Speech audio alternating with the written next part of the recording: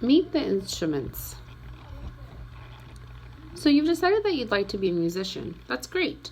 The next step is to choose the instrument that's right for you. One way to think about all the different instruments is to group them into families. The string family. Take a stick, tie a string from one end of the stick to the other. Make it tight. Pluck the string. That's the basis of a stringed instrument. Some stringed instruments are made of beautiful carved wood, such as the violin, viola, cello, and string bass. These instruments are found in orchestras and are used in classical music. Most of the time, their sound is made by rubbing a horsehair bow across the strings. Their strings can also be plucked. Violin. The woodwind family. Have you ever played a penny whistle or a recorder? If so, you might like to play a woodwind instrument. These instruments get their name from the fact that most of them used to be made of wood. Take a flute, for example. It was once made of wood, but now is usually made of metal, silver, or gold. Some woodwinds make a sound by air being blown past and vibrating a reed. The reed is a thin piece of wood. A clarinet has a single reed. Some people call the clarinet a licorice stick because it is black and long and straight.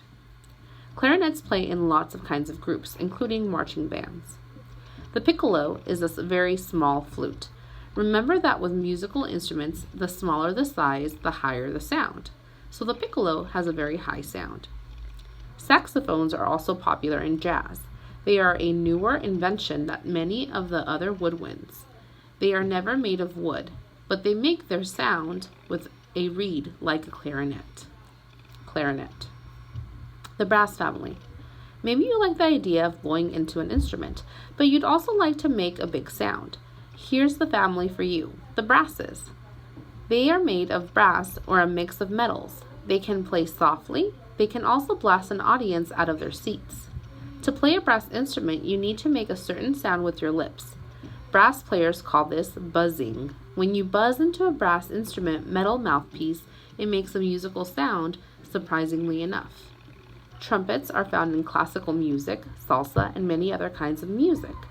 Sometimes, if the music is supposed to be soft, a trumpet player will put a mute into the bell of his or her trumpet. This turns the volume down and changes the tone too. Playing the slide trombone gives you lots of physical connection with your instrument. Not only are you blowing air into the mouthpiece, but your arm is also pushing and pulling on the slide.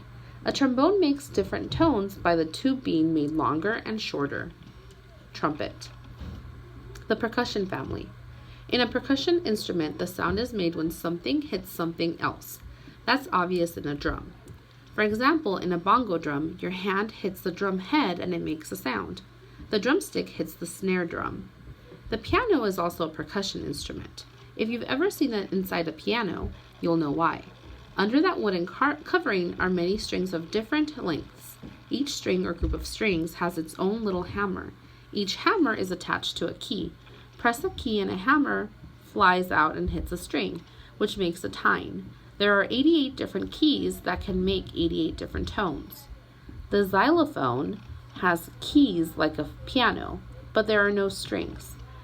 You hold the mallet and hit the different sized wooden keys directly. Yes, it can be hard to learn an instrument, but it should also be fun. Snare drum. Number 1. Read the sentences from the passage.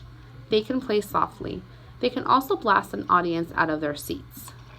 What does the word audience most likely mean? A. People playing music. B. People writing music. C. People directing music. D. People listening to music. Number 2. What is the most likely reason the author used pictures in the passage?